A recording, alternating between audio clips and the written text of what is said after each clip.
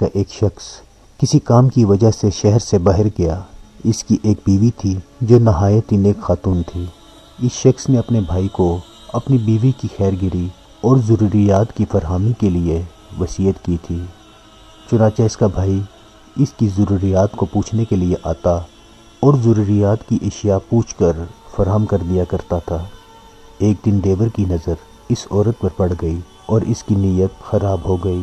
اس نے عورت کو بہکانے اور پھسلانے کی بہت کوشش کی، مگر اس عورت نے اسے صاف منع کر دیا۔ اب دیور نے اپنی بھابھی کو دھمکیاں دینی شروع کر دیں کہ اگر تو میری بات نہ مانے گی تو میں تجھے قتل کر دوں گا۔ اس عورت نے کہا کہ میں تیری بات ہرگز نہ مانوں گی، بے شک تو مجھے قتل کر دے۔ اس عورت کی بات سن کر اس کا دیور خاموش ہو گیا اور چپ چاپ وہاں سے چل دیا۔ مگر جب اس کا بھائی آیا تو اس نے اس سے حال حوال پوچھے تو اس نے اپنے بھابھی پر الزام لگا دیا اور کہا کہ بھائی تجھے معلوم ہے کہ تیری بیوی نے مجھے غلط بات پر آمادہ کرنے کی کوشش کی اور اس نے یہ کیا وہ کیا وغیرہ وغیرہ خوب الزام لگائے۔ بھائی نے کہا کہ یہ تم کیا کہہ رہے ہو؟ تو اس نے کہا کہ میں جو کہہ رہا ہوں وہ سچ ہے۔ جب شوہر گھر میں آیا تو اس کی اتنی ہمت نہ ہوئی کہ وہ اپنی بیوی سے اپنے بھائی کے متعلق کوئی بات پوچھ سکے، مگر اس نے ایسا نہیں کیا، بلکہ رات کو سوتے ہوئے اس نے تلوار کے ساتھ اپنی بیوی کو گھائل کر دیا، اور جب اسے یہ یقین ہو گیا کہ اس کی بیوی مر چکی ہے تو یہ وہاں سے بھاگ نکلا، مگر عورت میں ابھی جان باقی تھی۔ جب عورت کو ہوش آیا تو وہ لڑکھڑاتی ہوئی وہاں سے چلی اور ایک راہب کے گرجے کے پاس پہنچ گئی۔ جب اس کے لڑکھڑانے کی آواز راہب نے سنی تو وہ نیچے اترا تو اس نے دیکھا کہ عورت زخمی ہے۔ اس نے اپنے حبشی غلام کو آواز دی اور دونوں نے مل کر اس کو اٹھایا اور گرجا گھر لے آئے۔ راہب نے مسلسل اس عورت کا علاج کیا حتیٰ کہ وہ عورت تندرست ہو گئی۔ اس راہب کا ایک چھوٹا بچہ تھا جس کی ماں مر چکی تھی۔ راہب نے کہا کہ اے عورت، اگر تو جانا چاہتی ہے تو اس کو بھی لے جا، اور اگر تو یہیں رہنا چاہتی ہے تو تو یہیں رہ۔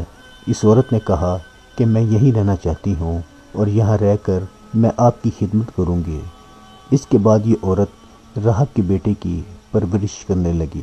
ایک دن اس عورت پر راہب کے حبشی غلام کی نیت خراب ہو گئی۔ اس نے عورت کو کہا اگر تو میری بات نہ مانے گی تو میں تجھے قتل کر دوں گا۔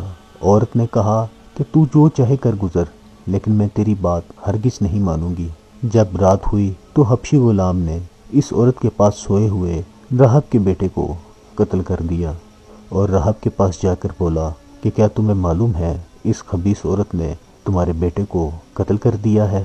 یہ سن کر راہب وہاں سے بھاگا اور گھر پہنچا۔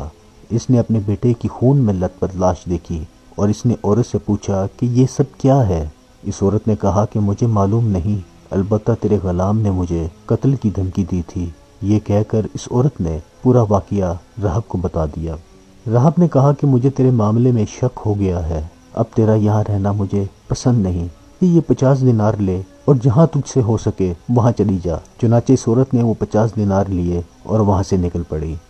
چلتے چلتے وہ ایک بستی میں آ کر رکی۔ وہاں اس نے دیکھا کہ ایک شخص کو سولی دی جا رہی ہے۔ وہاں حاکم اور لوگ جمع تھے۔ اس عورت نے حاکم سے کہا کہ اگر میں تجھے 50 دینار دوں تو کیا تو اس شخص کو چھوڑ دے گا؟ حاکم نے کہا ہاں، لاؤ مجھے 50 دینار دو۔ اس عورت نے 50 دینار حاکم کو دیے اور حاکم نے اس شخص کو چھوڑ دیا۔ اس بچنے والے شخص نے کہا کہ اے عورت، جو کچھ تو نے میرے لیے کیا ہے ایسا کوئی بھی کسی کے لیے نہیں کرتا، لہٰذا اب میں تجھ سے الگ نہیں رہوں گا بلکہ عمر بھر تیری خدمت کرتا رہوں گا۔ اس کے بعد یہ دونوں چلتے چلتے سمندر کے کنارے آ گئے۔ وہاں لوگ کشتیوں میں سوار ہو رہے تھے، چنانچہ یہ دونوں بھی سوار ہو گئے۔ یہ عورت خوبصورت بھی تھی۔ جب کشتی والوں نے اسے دیکھا تو آدمی سے پوچھا کہ یہ عورت تیری کیا لگتی ہے؟ اس آدمی نے کہا کہ یہ میری غلام ہے۔ اب پوچھنے والے کی نیت اس عورت پر خراب ہو گئی۔ اس نے پوچھا کہ کیا تو اس عورت کو مجھے بیچے گا؟ اس نے کہا کہ نہیں، مجھے اس کی فروخت پسند نہیں، کیونکہ اگر میں اسے فروخت کروں گا اور جب اس کو معلوم ہوگا تو اسے تکلیف ہوگی، کیونکہ وہ مجھ سے محبت کرتی ہے اور اس نے مجھ سے عہد لیا ہے کہ میں اسے فروخت نہیں کروں گا۔ اب دوسرے شخص نے اسے کہا کہ چپ چاپ اسے بیچ کر چلا جا اور اسے مت بتا۔ اس طرح اس شخص نے اس عورت کو بیچ دیا اور ڈھیر سارا مال لے کر وہاں سے فرار ہو گیا۔ اس خرید و فروخت پر کشتی کے مسافر گواہ بن گئے اور وہ عورت خواتین کے حصے میں تھی، اسے کچھ پتہ نہ چلا۔ جب کچھ سفر طے ہو گیا تو خریدنے والے نے اٹھ کر اس عورت کو بتایا کہ میں نے تجھے اس شخص سے خرید لیا ہے جو تیرے ساتھ تھا۔ تو یہ عورت بولی، اللہ سے ڈر، میں تو آزاد عورت ہوں۔ آدمی نے کہا، اپنی بات چھوڑو، وہ تیرا مالک تھا جو تجھے چھوڑ گیا، اب تو اسے نہیں پا سکتی۔ اتنے میں کشتی کے دوسرے مسافر بھی آ گئے اور انہوں نے کہا، اس شخص نے تجھے خرید لیا ہے، ہم اس کے گواہ ہیں۔ اس عورت نے کہا کہ تمہارا ستیہ ناس ہو، اللہ سے ڈرو، میں ایک آزاد عورت ہوں اور میرا کوئی مالک ہرگز نہیں ہے۔ لوگوں نے اسے کہا کہ اٹھ اور اس کی عزت خراب کر دے، ورنہ یہ نہیں مانے گی۔ یہ آدمی بری نیت سے اس کی طرف بڑھا تو اس عورت نے گڑ گڑا کر اللہ سے پناہ مانگی اور ان لوگوں کے لیے بدعا کی۔ اچانک کشتی الٹ گئی اور عورت کے سوا کوئی بھی زندہ نہ بچا، سب کے سب ہلاک ہو گئے۔ ساحل پر ایک بادشاہ نے اس عورت کو بچایا اور پھر اس کے حالات پوچھے۔ پھر عورت کو بادشاہ نے شادی کا پیغام دے دیا۔ اس عورت نے جواب دیا، میرا ایک قصہ ہے، اور گزرا ہوا قصہ بادشاہ کو سنا دیا، اور اس نے کہا کہ میرے لیے شادی جائز نہیں۔ بادشاہ نے اسے اپنے گھر میں عزت سے رکھا، اور اگر اسے کسی چیز کی پریشانی ہوتی تو بادشاہ اس عورت سے آ کر مشورہ کرتا، اس کے مشورے میں برکت پاتا۔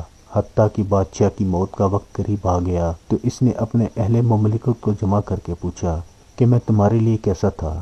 لوگوں نے کہا کہ آپ رحم دل باپ کی طرح تھے، اللہ آپ کو جزائے خیر دے۔ پھر اس نے پوچھا کہ میرے احکامات اور فیصلے شروع سے آخر تک کیسے تھے؟ لوگوں نے کہا کہ نہایت سمجھداری اور دانش مندی کے فیصلے تھے۔